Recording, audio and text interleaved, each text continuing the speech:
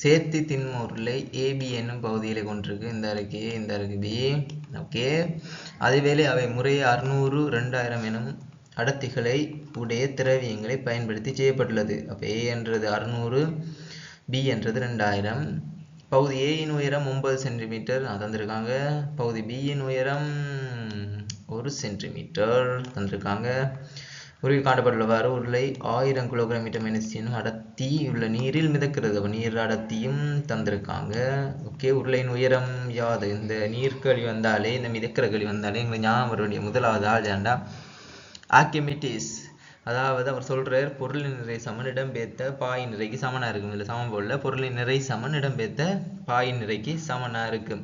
அதாவது சிம்பிளா சொல்லணும்னா, இப்படி ஒரு பொருள் ஒன்று நீர்ல மிதக்குது, இதுல திணிவு சமன், இதுல ஜூவா இருக்கு, அதாவது மேலுதைப்புக்கு சமனாக இருக்கும்னு சொல்றாரு. ரோன்றது நீர் அடர்த்தி. சமம் சமன் எம் சமன் வி ரோ ஜி என்று சொல்லுவாங்க. இதுல எம்ஜி என்றது பொருள்ற திணிவு, யூ ரோ ஜி என்றது அந்த பாயால கொடுக்கப்பட்ட திணிவா இருக்கும், அதாவது விசையா இருக்கு. எம்ஜி என்று சொல்லலாம். எம்ஜியை தான் வி ரோ ஜி என்று இருக்குன்னா, இப்போ எம் என்ற திணிவு சமன் அடர்த்தியங்கள் கனளவு. அப்போ அடர்த்தி சமன் திணிவுங்கள் கனளவு. ஆகவே திணிவு சமன் அடர்த்தி தர கனளவு. இந்த யூன்றது அதில் கனளவாகவும் ரோன்றது அதில் அடர்த்தியாகவும் இருக்கும். அதே மாதிரி பொருள் நிறைய கூட வீரோஜியில் நாங்கள் எழுதலாம். ஓகே, பொருள் நிறைய கூட வீரோஜியில் எழுதலாம். அதே மாதிரி மேலுதைப்பையும் வீரோஜிலாம் இருக்கு. இந்த ரோ மட்டும் வித்தியாசப்படும். இது நீர்ற ரோவா இருக்கும், அந்த எம்ஜிக்கு பொருள் ரோவா இருக்கும்.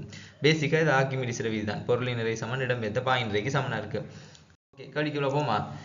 ஓகே, பொருள் கேள்வி வந்திருக்கு. அப்போ என்ன சொல்லியிருக்கான்? முதலாவது M1 என்ற ஒரு திணிவு கொண்டே இல்லைன்னு தாக்கும். அதே மாதிரி பிலேயும் M2 என்ற ஒரு திணிவு கொண்டு தாக்கும். ஏன்னா ரெண்டுக்கும் திணிவு இருக்குத்தானே. இது ரெண்டையும் விதத்தை என்ன செய்யும்? மேலுதை பண்றது தாக்கும். இதுதான் ஆர்க்கிமிடிஸ்ல லோ. இதுல உங்களுக்கு தந்திருக்க டேட்டா பேஸ் தந்தீங்கன்னா A சமன் 600 அடர்த்தி இருக்கு. அதில் அளவு போல யோசிக்காங்க. அடர்த்தி தான் இருக்கு 600. வாட்டருக்கு 1000. அதே மாதிரி B என்ற பொருளுக்கு 2000 கிலோகிராம் மீட்டர் -3 அடர்த்தி எழுதியாச்சு. இப்போ ஆர்க்கிமிடிஸ் லோ நான் யூஸ் பண்ண போறேன். அதாவது M1 + M2 சமன் ஜூவா இருக்கும். நிறைய பாருங்க, M1ன்றது A ஆல வந்தது, M2ன்றது B ஆல வந்தது, சமன் ஜூவா இருக்கும். இப்போ என்ன செய்ய போறேன்? திணிவென்ற என்ன நான் என்ன சொல்லியிருக்கேன்? திணிவு, அதாவது அடர்த்தி சமன் திணிவு கனளவு, திணிவு சமன் அடர்த்தி தர கனளவு. கனளவுன்னா என்ன? குறுக்குவெட்டு பரப்பு தர செங்குத்து உயரம். அதை வச்சுக்கொண்டு குறுக்குவெட்டு பரப்பு தர செங்குத்து எல்லாம் சென்டிமீட்டர்ல இருக்கிறால A.9 இது கனளவை குறிக்குது. அதாவது இது V. அந்த பாருங்க, இதில் குறுக்குவெட்டு பரப்பு ஏண்டே நான் போடுறேன். குறுக்குவெட்டு பரப்பு மாறல, எல்லாத்துக்கும் மாறல தானே, ஏண்டே போட்டேன். இதில் இந்த இருக்கு உயரம், செங்குத்து உயரம் 9. அப்போ இதில் கனளவு சரி வந்துட்டு. கனளவு இந்த இருக்கு ரோ, M என்ற பொருளோட ரோ அங்கே இருக்கு Q. அதாவது இதில் முதலாவது ஏட பொருளோட அடர்த்தி எவ்வளவுன்னு கேட்டிங்கன்னா 600. சரியா? அடுத்தது G, அதாவது வி ரோ ஜி தானே சொன்னேன். வி ரோ ஜி என்று சொன்னான். ஓகே, அதே மாதிரி இதில் வி ரோ ஜியை பாவிச்சோம்னா A.1 இது கனளவை தரும், இது ரோவை தரும், இது ஜியை தரும். இந்த ரோ தான் இந்த இருக்கு 2000. அதே மாதிரி H, எங்களுக்கு இந்த H தான் கேட்டிருக்காங்க.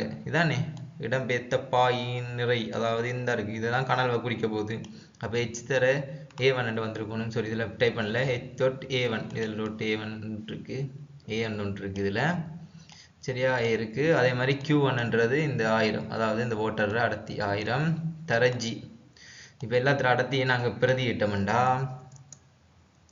A.9 தர 600ன்றது இந்த இருக்கு, நான் சொன்னது அடர்த்தி இந்த இருக்கு A அடர்த்தி, 2000ன்றது B அடர்த்தி, 1000ன்றது நீர் அடர்த்தியா இருக்கும்.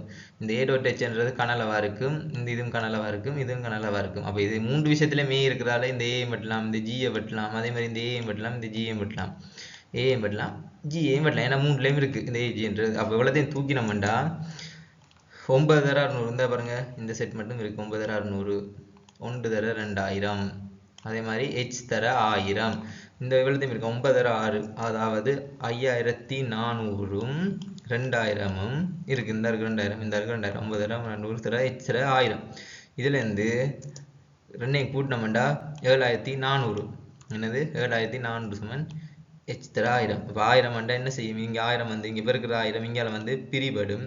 அப்படி பிரிச்சுதண்டா இங்கே தசமதானத்தில் 3 தசமதானம் 3 2 3 இப்படி போயிடுச்சுண்டா H சமன் 7.4 சென்டிமீட்டராக இருக்கும். அப்போ இதில் உயரம் என்னண்டா 7.4 சென்டிமீட்டராக இருக்கும்.